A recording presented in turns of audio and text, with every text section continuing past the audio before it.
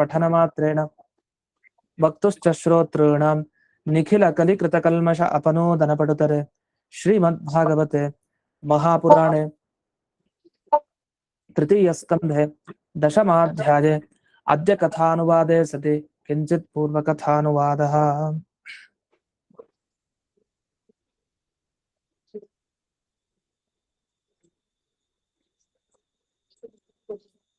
Mute ಮಾಡ್ಕೊಳ್ಳಿ, ಶಬ್ದ ಕೇಳ್ತಾ ಇದೆ, ಯಾರ್ದಂತೂ ಗೊತ್ತಾಗ್ತಾ ಇಲ್ಲ.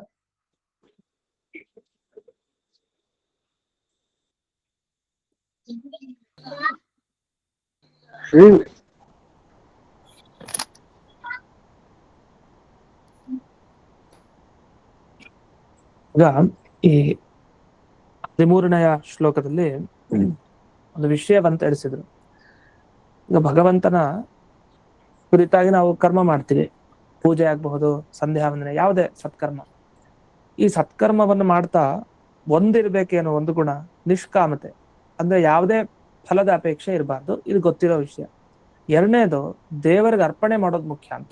ಎರಡು, ಒಂದು ಮಾಡೋ ಕರ್ಮದಲ್ಲಿ ಆಸೆ, ಫಲದ ಅಪೇಕ್ಷೆ ಇಲ್ಲದೆ, ಇನ್ನೊಂದು ಕೊನೆಗೆ ಅರ್ಪಣೆ. ಈ ಅರ್ಪಣೆ ಏನಿದೆ ಅದು ಮುಖ್ಯ, ಹಾಗೆ ನಿಷ್ಕಾಮತೆ ಅಂತ ಎರಡು ವಿಷಯವನ್ನ ಈ 13ನೇ ಶ್ಲೋಕದಲ್ಲಿ ತಿಳಿಸ್ತಾ ಬಂದಿದ್ರು.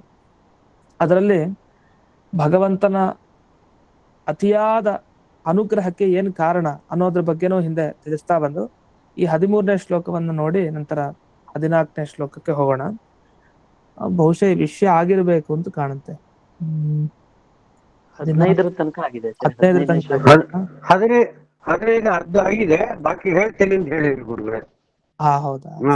15 ಸ್ವಲ್ಪ ಆಗಿದೆ, ಬಾಕಿ ಹೇಳ್ತೇನೆ ಅಂತ ಹೇಳಿದ್ರಿ. ಸರಿ. ಈ 15ನೇ ಶ್ಲೋಕದ 14ನೇ ಶ್ಲೋಕ ಏನ್ ರಿಪೀಟ್ ಮಾಡ್ಬೇಕಿತ್ತು ಆತರೆ? 14 ಶ್ಲೋಕ ಬೇಕಾ? ಅದೊಂಚೂರು ಅರ್ಥ ಆಗ್ಬಿಡುತ್ತೆ. ಇನ್ನೊಂದ್ಸರಿ ವ್ಯಾಖ್ಯಾನ ಬೇಕಾ? ಆಯ್ತು.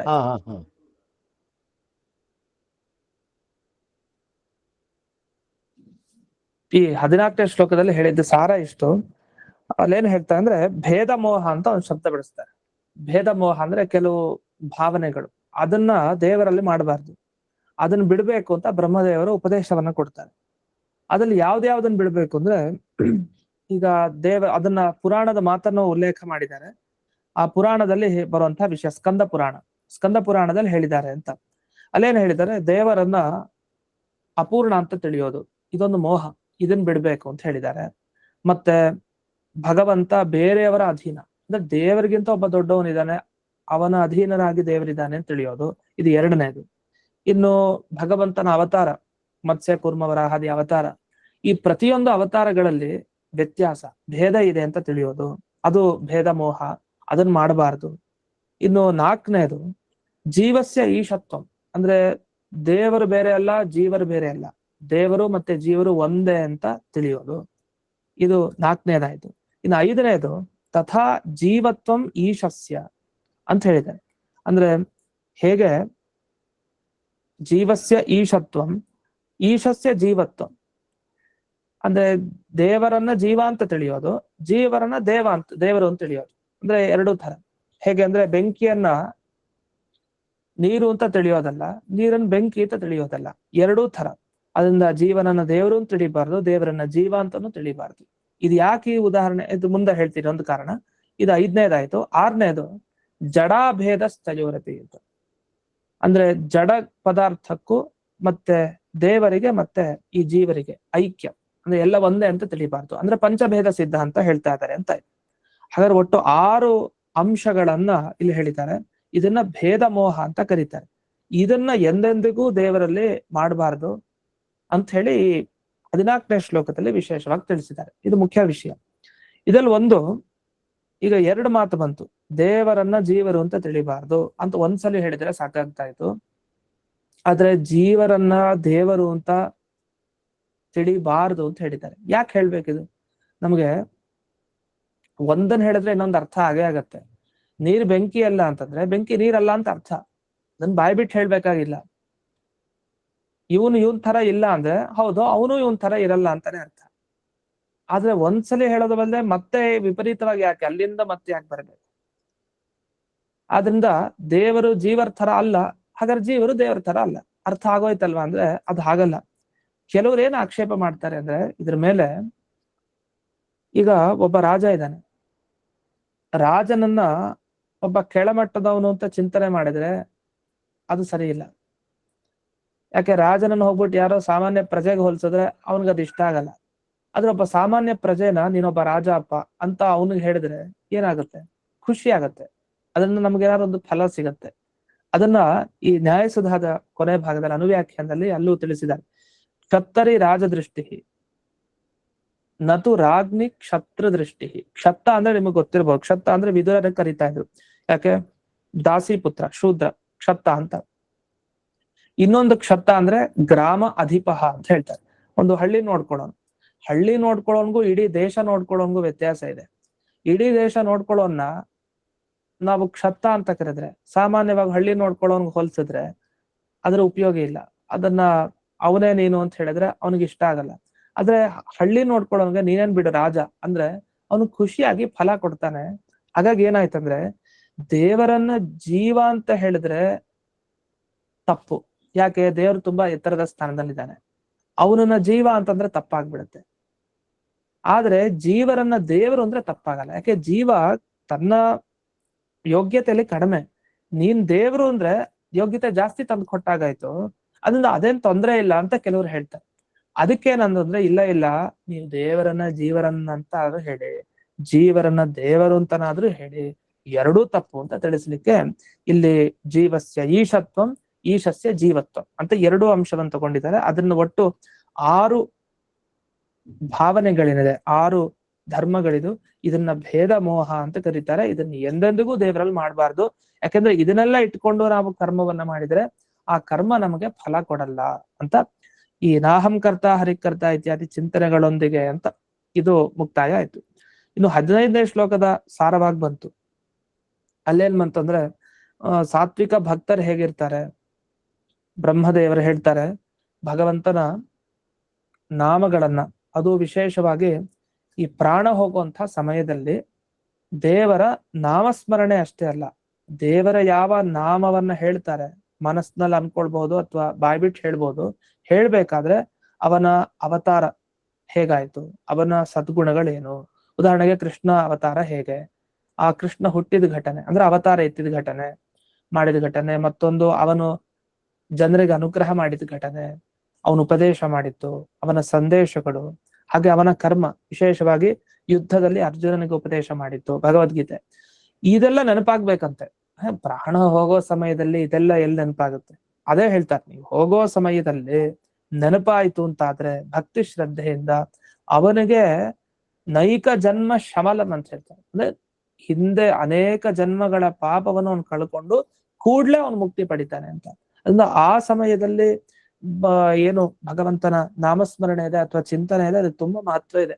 ಅದನ್ನ ಹೇಳ್ತಾರೆ ವಿವಶಃ ಅಂತ ಇಲ್ಲಿ ಒಂದು ಮಾತು ಬಂತು. ಇದಕ್ಕೆ ಅನೇಕ ಅರ್ಥ ಬಂದಿತ್ತು. ವಿವಶಃ ಅಂದ್ರೇನು? ನಮಗ್ ಗೊತ್ತಿಲ್ಲದೆ ವಿವಶರಾಗಿ, ಇವಾಗ ಏನೋ ಹೇಳ್ಬಿಡ್ತೀವಲ್ಲ, ಅಯ್ಯೋ ನಮಗ್ ಗೊತ್ತಿಲ್ಲದೆ ಏನೋ ಹೇಳ್ಬಿಟ್ವಿ, ನಮ್ಗೆ ಮನಸ್ಸು ಆಚೆ ಈಚೆ ಇತ್ತು, ಏನೋ ಯೋಚನೆ ಮಾಡ್ತಾ ಇದ್ವಿ, ವಿವಶರಾಗಿ ಅಥವಾ ಇನ್ನೊಬ್ಬರ ಕೈಲಿ ಅನಿವಾರ್ಯ ಅವ್ರು ಮುಂದಿದ್ರು ಹೇಳಲೇಬೇಕಾಯ್ತು ಅಂತ. ಅದು ನಮ್ ನಿಜವಾದದ್ದಲ್ಲ. ಅದು ನಾವು ಮನಸ್ಸಿಟ್ಟು ಹೇಳಿದ್ದಲ್ಲ, ಏನೋ ಗೊತ್ತಿಲ್ಲ ಹಾಗೆ ಹೇಳ್ಬಿಟ್ಟು ಈ ರೀತಿ ಆಯ್ತು ಅಂತ ಹೇಳಲ್ವಾ. ಆ ತರ ಇಲ್ಲಿ ವಿವಶಃ ಅಂದ್ರೆ ಪ್ರಾಣ ಹೋಗುವಂತ ಸಮಯದಲ್ಲಿ ವಿವಶನಾಗಿ, ಅಂದ್ರೆ ಆಚೆ ಈಚೆ ಮನಸ್ಸು ಹೋದ್ರೂ ಚಿಂತೆ ಇಲ್ಲ, ನಾಮಸ್ಮರಣೆ ಮಾಡಿದ್ರು ಫಲ ಅಂತ ಅರ್ಥನ ಅಂದ್ರೆ ಹಾಗಲ್ಲ. ವಿವಶ ಅಂದ್ರೆ ವಿಶೇಷವಾಗಿ ವಶ ಆಗ್ಬೇಕು ಅಂತ ಅರ್ಥ.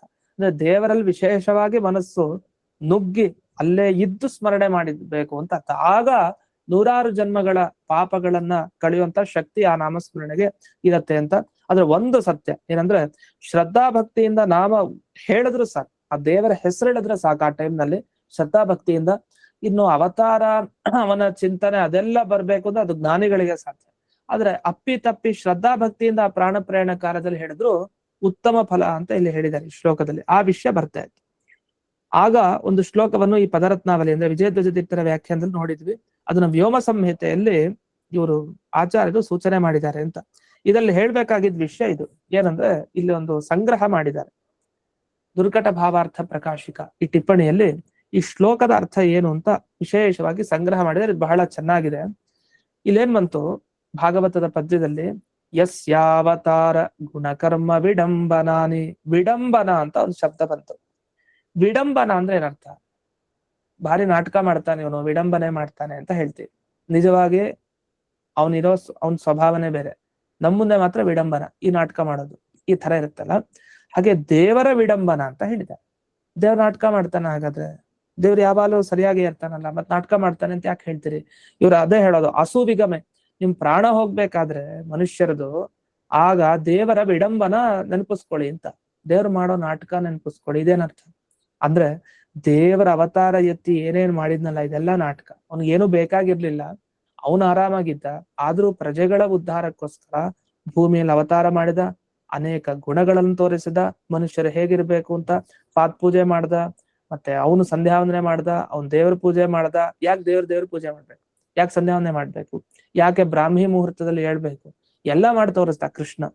ಅದು ಭಾಗವತಲ್ಲೇ ಮುಂದೆ ಬರುತ್ತೆ, ಅವನ್ ಏನೇನ್ ಮಾಡ್ದ ಅಂತ. ಬ್ರಾಹ್ಮೇ ಮುಹೂರ್ತೆ ಚೋತ್ಥಾಯ ವಾರ್ಯುಪಸ್ಪೃಶ್ಯ ಮಾಧವ ದಧ್ಯೌ ಪ್ರಸನ್ನಕರಣ ಆತ್ಮಾನಂ ತಮಸಃ ಪರಂ ಅಂತ ಭಾಗವತಲ್ಲಿ ಮಾತು ಬರುತ್ತೆ ಮುಂದೆ. ಅದಕ್ಕೇನರ್ಥ? ಬ್ರಾಹ್ಮಿ ಮುಹೂರ್ತ. ಬ್ರಾಹ್ಮಿ ಅನ್ನೋದು ವಸ್ತುತಃ ಕನ್ನಡದಲ್ಲಿ ನಾವ್ ಹೇಳೋದು ಬ್ರಾಹ್ಮ ಮುಹೂರ್ತ ಅಂತ ಸಂಸ್ಕೃತದಲ್ಲಿ. ಬ್ರಾಹ್ಮ ಮುಹೂರ್ತದಲ್ಲಿ ಎದ್ದ ಯಾರು? ಪರಮಾತ್ಮ.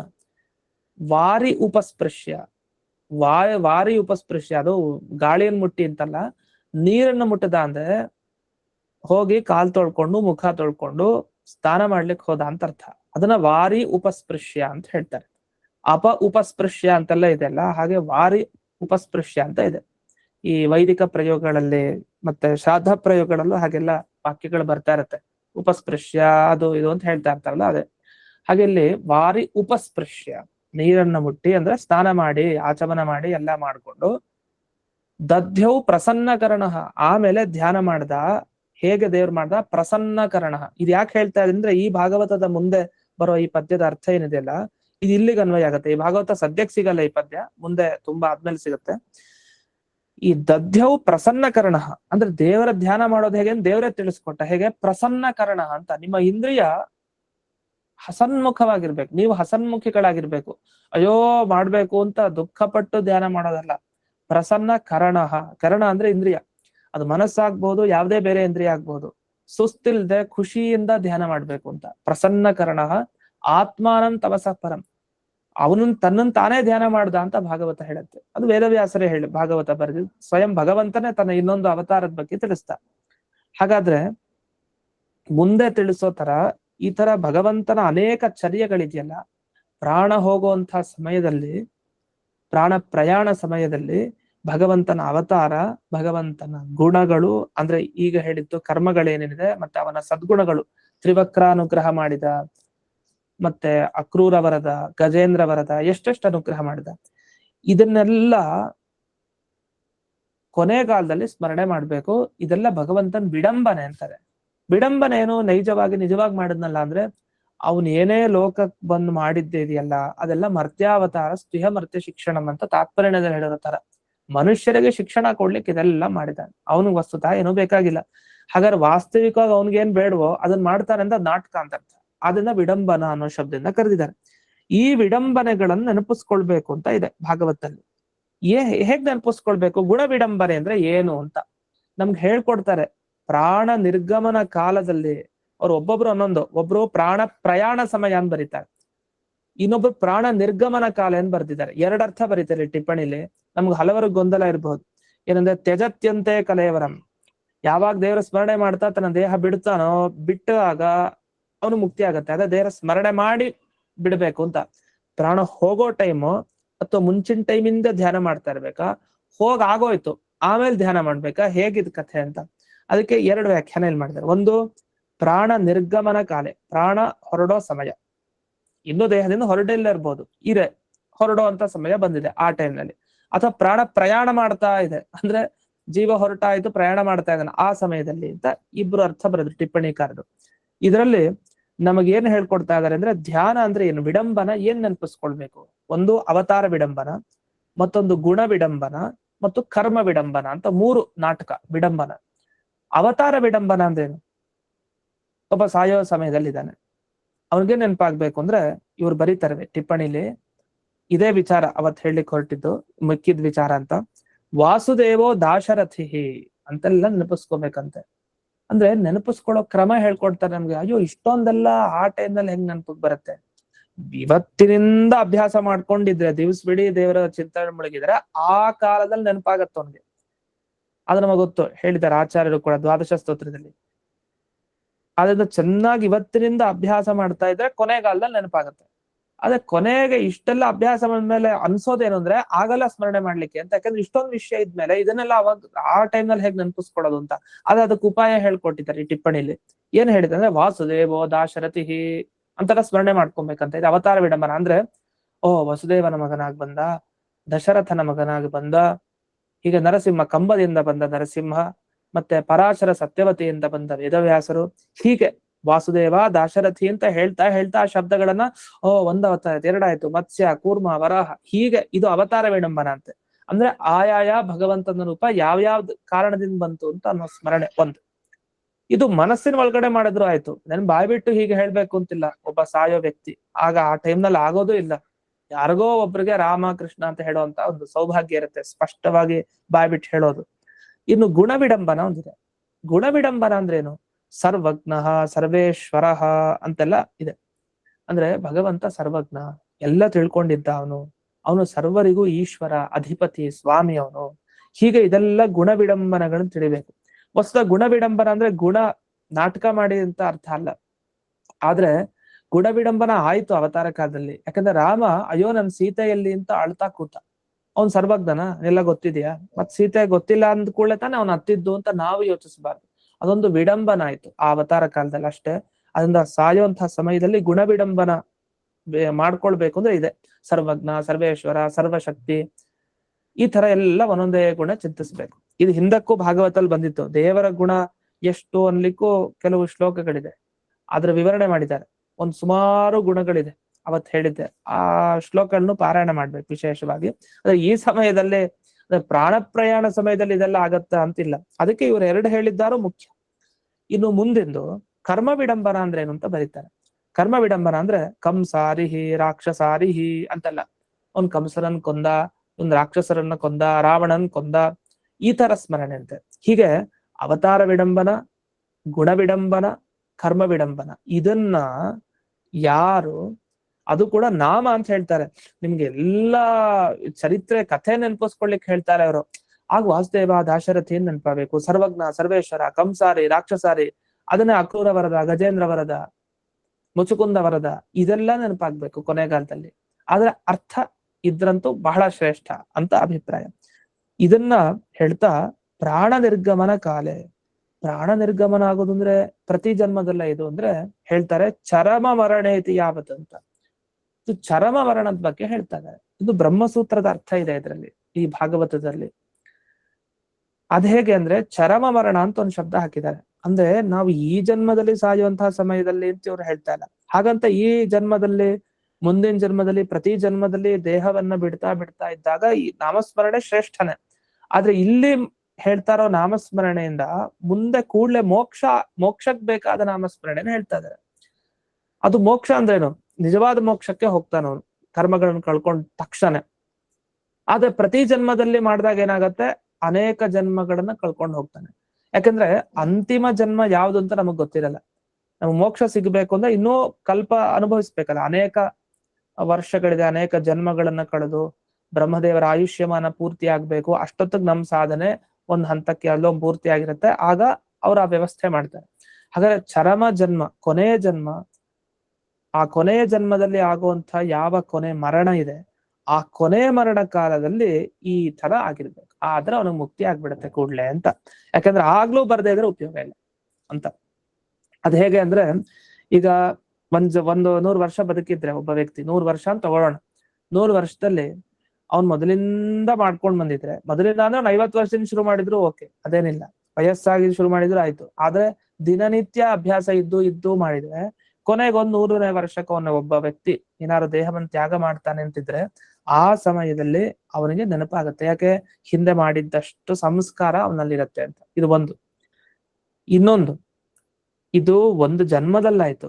ಹೀಗೆ ಕೊನೆಯ ಜನ್ಮದಲ್ಲಿ ನಿಮಗ್ ನೆನಪಾಗ್ಬೇಕು ಅಂದ್ರೆ ಹಿಂದಿನ 100 ಜನ್ಮಗಳಲ್ಲಿ ಹಾಗೇ ಅವನು ಸದಾಚಾರ ಸಂಪನ್ನನಾಗಿ ಸಂಸ್ಕಾರದಿಂದ ಇರ್ತಾನೆ.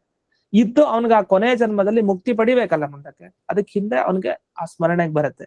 ಈ ತರ ಚರಮ ಮರಣ ಅಂದ್ರೆ ಸಾಮಾನ್ಯವಾಗಿ ಹೋದ್ರೆ ಅಲ್ಲ, ಒಂದೊಂದು ಜನ್ಮದಲ್ಲಿ ಅಂದ್ರೆ ಯಾವ ಮರಣ ಆದ್ರೆ ತಕ್ಷಣ ಏನ್ ಮುಂದೆ ಮುಕ್ತಿಗೆ ಹೋಗ್ಬೇಕೋ ಆ ಮರಣದ ಟೈಮ್ ನಲ್ಲಿ ಈ ತರದ ಅವತಾರ ವಿಡಂಬನ, ಗುಣ ವಿಡಂಬನ, ಕರ್ಮ ವಿಡಂಬನ ಖಂಡಿತ ಆಗತ್ತೆ. ಯಾಕಂದ್ರೆ ಅಷ್ಟು ಸಂಸ್ಕಾರ ಇರುತ್ತೆ ಆ ಜನ್ಮದ, ಅದರಿಂದ ಆ ಕೊನೆ ಜನ್ಮದಲ್ಲಿ ಅವ್ನಿಗೆ ಹಾಗೆ ಆಗತ್ತೆ. ಇದನ್ನ ಹೇಳಿದ್ದಾರೆ. ಇಷ್ಟ ಹೇಳಿ ವಿವಶರಾಗಿ ಹೇಳ್ತಾರೆ, ಅದನ್ನ ಉಚ್ಚಾರಯಂತಿ ಅಂತಾನೆ ಹೇಳ್ತಾರೆ. ಅಂದ್ರೆ ಮನಸ್ಥಾನ ಅನ್ಕೊಳ್ಳೋದನ್ನು ಹೇಳಲ್ಲ, ಕೊನೆ ಮರಣ ಕಾಲದಲ್ಲಿ ಅವ್ರು ಜೋರಾಗಿ ಹೇಳ್ತಾರಂತೆ. ಅದು ಹೇಗೆ ವಿವಶರಾಗಿ ಅಂದ್ರೆ ಭಕ್ತಿ ಪರವಶರಾಗಿ ಹೇಳೋದನ್ನ ವಿವಶ ಅಂತ ಕರೀತಾರೆ. ಈಗ ಏನಂದ್ರೆ ಒಂದ್ ಮಾತಿದೆ, ಶಾಠ್ಯೇನಾಪಿ ನಮಸ್ಕಾರ ಅಂತ. ದೇವ್ರಿಗೆ ನಮಸ್ಕಾರ ಹಾಕ್ಬೇಕಾದ್ರೆ ನೀವು ಕಪಟತನದಿಂದಲಾದ್ರೂ ನಮಸ್ಕಾರ ಹಾಕಿ, ಶಾಠ್ಯೇನಾಪಿ ಶಾಠ್ಯದಿಂದಲಾದ್ರೂ ಮಾಡಿ, ನೀವು ದೇವರ ಅನುಗ್ರಹ ಮಾಡ್ತಾನೆ. ವಸ್ತುತಃ ಹಾಗರ್ಥ ಅಲ್ಲ. ಶಾಠ್ಯ ನಮಸ್ಕಾರ ಅನ್ನೋದಕ್ಕೆ ಹೀಗರ್ಥ, ಅವನ್ಗೆ ಪಂಚಾಂಗ ನಮಸ್ಕಾರನೋ ಅಷ್ಟಾಂಗ ನಮಸ್ಕಾರನೋ ಹಾಕ್ಲಿಕ್ಕೆ ಗೊತ್ತಿಲ್ಲ, ಉದ್ದಂಡ ನಮಸ್ಕಾರ ಹೇಗೆ ಹಾಕೋದು ಗೊತ್ತಿಲ್ಲ. ದೇವ್ರು ನಮಸ್ಕಾರ ಹಾಕೋ ಭಕ್ತಾನೆ ಅವನು, ಆದ್ರೆ ಶಾಸ್ತ್ರ ಮರ್ಯಾದೆಯಿಂದ ತಿಳ್ಕೊಳ್ಳದೆ ಮಾಡೋ ನಮಸ್ಕಾರ ಅದು, ಅದನ್ನು ಶಾಠ್ಯ ನಮಸ್ಕಾರ ಅಂತ ಕರೀತಾರೆ ಹೊರತು ದೇವ್ರ ಬಗ್ಗೆ ಉಡಾಫೆಯಿಂದ ನಮಸ್ಕಾರ ಮಾಡೋದನ್ನ ಶಾಠ್ಯ ನಮಸ್ಕಾರ ಅಂತ ಕರೆಯಲ್ಲ. ಅದರಿಂದ ಶಾಠ್ಯ ಅನ್ನೋ ಶಬ್ದಕ್ಕೆ ಶಾಸ್ತ್ರ ಜ್ಞಾನ ಇಲ್ಲದೆ ಮಾಡಿದ ನಮಸ್ಕಾರಕ್ಕೆ ಶಾಠ್ಯ ನಮಸ್ಕಾರ ಅಂತ ಕರೀತಾರೆ. ಅದೇ ತರ ಇಲ್ಲಿ ವಿವಶರಾಗಿ ಹೇಳೋದು ಅಂದ್ರೆ ಏನೋ ಬೇರೆ ವಶರಾಗಿ ಯಾರ್ದೋ ಜೊತೆ ಮಾತಾಡ್ತಾ ಹೇಳಿದ್ದು ನಾಮಸ್ಮರಣೆ ಅಂತಲ್ಲ, ಅಥವಾ ನಾಮೋಚ್ಚಾರಣೆ ಅಂತಲ್ಲ, ಭಕ್ತಿ ಪರವಶರಾಗಿ ಅಂತ ಅರ್ಥ. ಭಕ್ತಿ ಪರವಶರಾಗಿರೋದನ್ನೇ ವಿವಶತೆ ಅಂತ ಕರೀತಾರೆ. ಈ ವಿವಶರಾಗಿ ಮಾಡುವಂತ ಏನು ಭಗವಂತನ ನಾಮ ಉಚ್ಚಾರಣೆ ಇದೆ, ಅದು ಅರ್ಥಾನುಸಂಧಾನ ಪೂರ್ವಕಂ ಉಚ್ಚಾರಯಂತಿ ಅಂತ ಹೇಳ್ತಾರೆ. ಗೃಣಂತಿ ಅಂದ್ರೆ ಅರ್ಥ ಅನುಸಂಧಾನ ಇದ್ದು ಯಾವ ಉಚ್ಚಾರಣೆ ಇದೆ, ಆಗ ಅನೇಕ ಜನ್ಮ ಸಂಪಾದಿತವಾದ ಇದು ಕರ್ಮಗಳನ್ನ ಕಳ್ಕೊಳ್ತಾನವನು. ಪ್ರಾರಬ್ಧ ಪಾಪಂ ಹಿತ್ವ ಅಂತಾರೆ, ಪ್ರಾರಬ್ಧ ಪಾಪ ಹೋಗುತ್ತೆ ಅಂತ ಬರೀತಾರೆ. ಅದು ಬಹಳ ವಿಶೇಷ. ಯಾಕೆಂದ್ರೆ ಇದನ್ನ ಯಾರು ಹೀಗೆ ಹೇಳಲ್ಲ. ಇವಾಗ ಕೊನೆ ಮರಣದಲ್ಲಿ ಅವನು ಯಾವನ ಭಗವಂತನ ನಾಮ ಸ್ಮರಣೆ ಮಾಡ್ತಾನೋ, ನಾಮ ಉಚ್ಚಾರಣೆ ಮಾಡ್ತಾನೋ, ಸ್ಮರಣೆ ಮಾಡಿ ಯಾರು ಬಾಯಿ ಬಿಟ್ಟು ಹೇಳ್ತಾರೋ ಆ ಭಗವಂತನ ನಾಮನ, ಆಗ ಅವನ ಹಿಂದಿನ ಅನೇಕ ಜನ್ಮಗಳ ಒಂದು ಸಂಪಾದಿಸಿದ ಒಂದು ಪಾಪ ಹೋಗುತ್ತೆ ಅಂತ. ಅದು ಎಂಥ ಪಾಪ? ಪ್ರಾರಬ್ಧ ಪಾಪಂ ಅಂತ ಒಂದು ಮಾತು ಬರೀತಾರೆ, ಬಹಳ ಗಂಭೀರವಾದ ಶಬ್ದ ಇದು.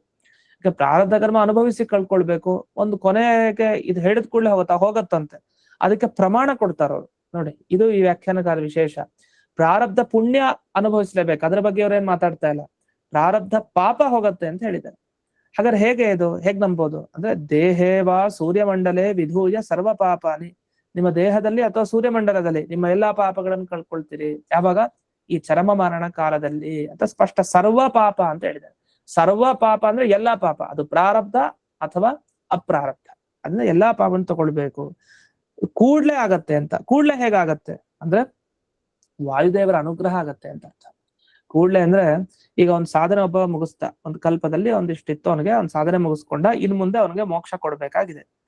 ಆದ್ರೆ ಕೂಡ್ಲೆ ಅವ್ನ್ ಮೋಕ್ಷಕ್ಕೆ ಹೋಗ್ಲಿಕ್ಕೆ ಆಗಲ್ಲ. ಕೊನೆಗೆ ಬ್ರಹ್ಮದೇವರ ಹತ್ರ ಉಪದೇಶ ಪಡ್ಕೊಂಡು ಬ್ರಹ್ಮದೇವರ ಜೊತೆಗೆ ಅವನು ಹೋಗ್ಬೇಕು, ಇಲ್ಲಾಂದ್ರೆ ಆಗಲ್ಲ. ಯಾಕೆ? ಬ್ರಹ್ಮದೇವರು ಎಲ್ಲರಿಗೂ ಸಾಕ್ಷಾತ್ ಗುರು ಅವರು. ಅದಕ್ಕೆ ಇಲ್ಲೇನ್ ಮಾಡ್ತಾರೆ, ಕೂಡ್ಲೆ ಹೋಗೋದು ಅಂದ್ರೆ ವಾಯುದೇವರ ಅನುಗ್ರಹ ಆದ್ರೆ ಹೋಗ್ಬಹುದು ಅವನು. ಯಾಕೆ? ಅದಕ್ಕೆ ಹೇಳಿದ್ದು ವಿಷ್ಣುರ್ಹಿದಾತ ಮೋಕ್ಷಸ್ಯ ವಾಯುಶ್ಚ ತದನುಮಯ. ದೇವರು ನೇರವಾಗಿ ಮೋಕ್ಷ ಕೊಡ್ತಾನೆ, ವಾಯುದೇವರು ಭಗವಂತನ ಆಜ್ಞೆಯಿಂದ ಮೋಕ್ಷ ಕೊಡ್ತಾರೆ ಅಂತ ಇಷ್ಟಿದೆ. ಅದಕ್ಕಿಲ್ಲಿ ವಾಯುದೇವರು ಅಂದ್ರೆ ಯಾರು? ವಾಯುದೇವರು ಅಂದ್ರೆ ಬ್ರಹ್ಮ ಪದವಿಗೆ ಬರೋರು ಅಂತ ಅರ್ಥ. ಅಂದ್ರೆ ವಾಯು ಬ್ರಹ್ಮ. ಅದನ್ನ ಹೇಳ್ತಾರೆ, ವಿದ್ಯುತ್ ಪತಿರು ವಾಯುರೇವ ನಯೇತ್ ಬ್ರಹ್ಮ ನ ಚಾಪರಂ. ನಿಮಗೆ ದೇವರ ಹತ್ರ ಹೋಗ್ಬೇಕು ಅಂದ್ರೆ ಆ ವಿದ್ಯುತ್ ಪತಿ ಅಂದ್ರೆ ಭಾರತೀಪತಿಯಾದ ವಾಯುವೇ ಸಾಧ್ಯ, ಇನ್ಯಾರಿಗೂ ಆಗಲ್ಲ. ಅದನ್ನ ವಾಯುದೇವರ ಅನುಗ್ರಹ ಆಗ್ಲೇಬೇಕು ಅಂತ ಈ ಪ್ರಮಾಣ ನಮಗ್ ತಿಳಿಸ್ತಾ ಇದೆ. ಅದ್ರ ಎಷ್ಟೋ ಬಾರಿ ಏನಾಗುತ್ತೆ, ಬ್ರಹ್ಮದೇವರ ಅನುಗ್ರಹ ಆದ್ರೆ ಮೋಕ್ಷ ತಾನೆ, ವಾಯುದೇವರ ಅನುಗ್ರಹ ಆದ್ರೆ ಮೋಕ್ಷ ಏನೋ ಅಲ್ಲಲ್ಲ, ವಾಯುದೇವ್ರು ಯಾಕ್ಬೇಕು? ನಾವು ಮುಂದೆ ಹಂಗೆ ಪ್ರಶ್ನೆ ಮಾಡ್ಕೊಂಡು ಹೋಗ್ತೀವಲ್ಲ, ಇವ್ರ ಅನುಗ್ರಹ ಸಾಕಿ ಇವ್ರ ಅನುಗ್ರಹ ಆಗ್ಬೇಕು ಅಂದ್ರೆ ವಾಯುದೇವರ ಬಗ್ಗೆನೂ ಇದೆ ಪ್ರಶ್ನೆ. ಅದಕ್ಕೇನು ಉತ್ತರ ಕೊಡ್ತೀವಿ? ಇಲ್ಲ ಪ್ರಮಾಣಗಳಿದೆ. ವಿದ್ಯುತ್ ಪತಿರು ವಾಯುರೇವ ಅಂತ ಹೇಳಿದ್ದಾರೆ. ವಿದ್ಯುತ್ ಅಂದ್ರೆ ವಸ್ತುತಃ ಮಿಂಚು. ಅಭಿಮಾನಿ ದೇವತೆ ಯಾರು? ಭಾರತೀ ದೇವಿ. ಭಾರತೀ ದೇವಿಯ ಪತಿಯಾದ ವಾಯುದೇವರೇ ಬ್ರಹ್ಮನಯೇತ್, ಪರಮಾತ್ಮನ ಹತ್ರ ನಿಮ್ಮನ್ನು ಕರ್ಕೊಂಡು ಹೋಗ್ತಾರೆ. ನಚ ಅಪರಂ, ಮತ್ತೊಬ್ಬರಲ್ಲ ಅಂತ ಸ್ಪಷ್ಟವಾಗಿ ಮಾತಿದೆ. ಅಷ್ಟೇ ಅಲ್ಲ, ಅವ್ರು ಹೇಗೆ ನಮ್ಮನ್ನ ಬ್ರಹ್ಮದೇವರ ತನಕ ಕರ್ಕೊಂಡು ಹೋಗ್ತಾರೆ ಅಂದ್ರೆ, ಪರಮ ಅಂದ್ರೆ ಪರಬ್ರಹ್ಮನ ಹತ್ರ ಹೇಗೆ ಕರ್ಕೊಂಡು ಹೋಗ್ತಾರೆ ಅಂದ್ರೆ, ನಮ್ಮ ಎಲ್ಲ ಅಜ್ಞಾನವನ್ನ ಕಳೆದು ಜ್ಞಾನವನ್ನ ಕೊಟ್ಟು ಆ ಜ್ಞಾನಪೂರ್ಣನಾದ ದೇವರ ಹತ್ರ ಕರ್ಕೊಂಡು ಹೋಗ್ತಾರೆ. ಜ್ಞಾನಪೂರ್ಣನಾದ ಪರಮಾತ್ಮನ ಪಡೆಯೋದೇ ಮುಖ್ಯ ಲಕ್ಷ್ಯ. ಹಾಗಾಗಿ ಈ ತರ ನಾಮಸ್ಮರಣೆ ನಾಮೋಚ್ಚಾರಣೆಗೆ ಇಷ್ಟು ಶಕ್ತಿ ಇದ್ಮೇಲೆ ಯಾರು ಯಾವಾಗ್ಲೂ ತಮ್ಮ ತಮ್ಮ ಯೋಗ್ಯತೆಗೆ ಅನುಗುಣವಾಗಿ ದೇವರ ಧ್ಯಾನ ಮಾಡ್ತಾ ಮಾಡ್ತಾ ಕೊನೆ ಕಾಲದಲ್ಲಿ ಆ ಭಗವಂತನ ಚಿಂತನೆಯನ್ನ ಮಾಡ್ತಾರೋ ಮನಸ್ಸಿನಿಂದ, ಅದನ್ನು ಹೇಳ್ತಾರೆ, ಮನಸ್ಸಿನಿಂದ ಆಗ್ಬಹುದು, ಮಾತಿನ ಮುಖಾಂತರನೂ ಆಗ್ಬಹುದು, ಚರಮ ಮರಣ ಕಾಲದಲ್ಲಿ ಉಚ್ಚಾರಣೆ ಮಾಡ್ತಾರೆ, ಜೋರಾಗಿ ಹೇಳಿರ್ತಾರೆ. ಆವಾಗ ಅಂಥವರಿಗೆ ಭಗವಂತ ಖಂಡಿತ ಸಿಕ್ಕೇ ಸಿಗ್ತಾನೆ, ಭಗವಂತ ತಾನು ಅನುಗ್ರಹಿಸ್ತಾನೆ ಅಂತ ಇಷ್ಟು ಈ ಶ್ಲೋಕದ ಪೂರ್ಣ ಅಭಿಪ್ರಾಯ.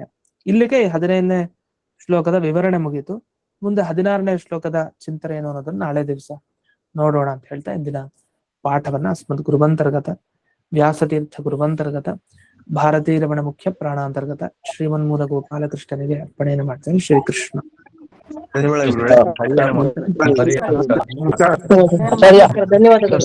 ಆಚಾರ್ಯ ಒಂದು ರಿಕ್ವೆಸ್ಟ್ ಆಚಾರ್ಯ. ನಮಸ್ಕಾರ ಆಚಾರ್ಯ ಒಂದು ರಿಕ್ವೆಸ್ಟ್ ಆಚಾರ್ಯ. ಆಚಾರ್ಯ ನಮಸ್ಕಾರ. ಹೇಳಿ ಹೇಳಿ. ಇವತ್ತು ವಿಜಯೋತ್ಸವದ ಆರಾಧನೆ ಆ ಗ್ರಂಥ ಸಮರ್ಪಣೆ ಕಾಲ 3 ವಾರ ಬೇಡ್ತಾರೆ ಆಚಾರ್ಯ ವಿಜಯೋತ್ಸವರು. ಅದೊಂಚೂರು ವಿಶ್ಲೇಷಣೆ ಮಾಡಿ. ಆ ವಿಜಯಧ್ವಜ ತೀರ್ಥರು ಹೇಳಿದ್ದೇನೆ ವಿಷಯ, ಇವತ್ತು ಬಂತು. ಆ 3 ವಾರ ಕೇಳ್ತಾರಲ್ಲ ಬುದ್ಧಿ, ಅದು ಏನ್ ಹೇಳಿ ಕೇಳಿಸಿಲ್ಲ. ಆ ವಿಜಯೋತ್ಸವರು ಗ್ರಂಥ ಸಮರ್ಪಣೆ ಮಾಡಿದ್ಮೇಲೆ ಓಕೆ.